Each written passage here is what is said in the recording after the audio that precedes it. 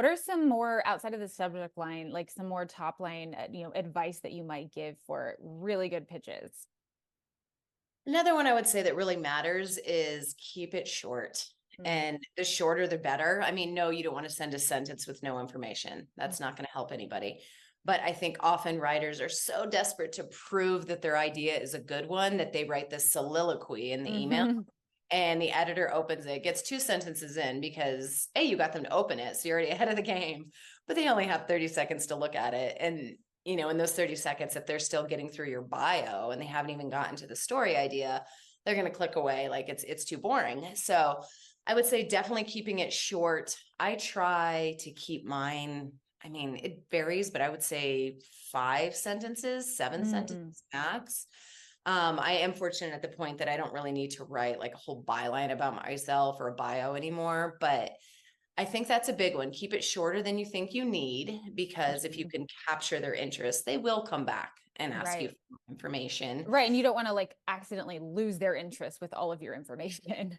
Yeah, yeah. And I mean, I will say I've heard some writers, and I don't know that this is common, but I have heard some writers like spill this whole pitch to an editor, a cold pitch, and the editor turns them down, and then they do also see a similar story get published there later on.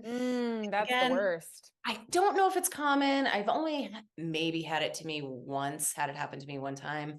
So I don't want to like put too much emphasis on that being a problem, but it's also something that's occasionally in the back of my mind too. I Hmm. don't want to shell out the whole story until I know that it's going Right. to land. That's a good point. That's a good point. I like that.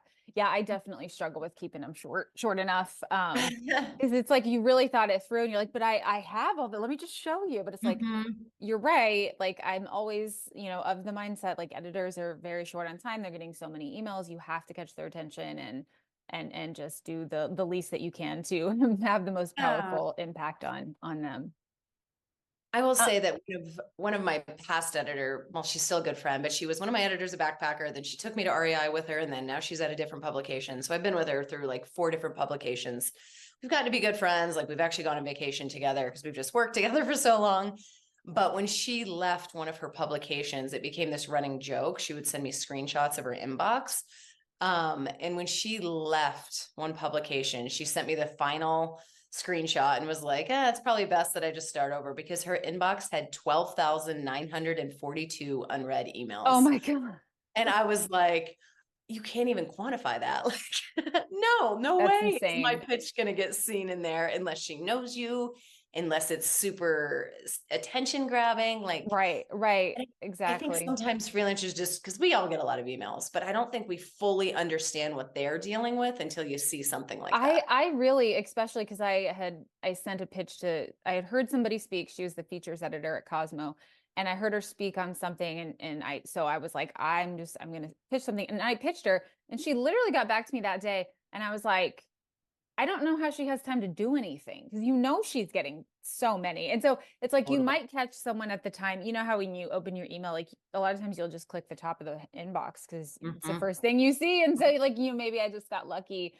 But yeah, I try to send pitches like more like morning time, just where they're more likely to not be completely weighted down at the bottom. Yeah, and I don't know if you remember this. I used to teach this when I did coach, but back when I was pitching a lot, I would keep a pitch tracker, and I would Yes, track yep, what time and day I sent pitches and whether they were accepted or not. yep. Because at least back then, you would start to notice trends of like, oh, this editor clearly checks her inbox on Tuesday mornings at 9 a.m. Such a good So idea. I started to learn like that's the time, because if it's sitting at the top, like you said, they're more apt to click over. Whereas if yours is 12,000 emails deep, they're never going to see it.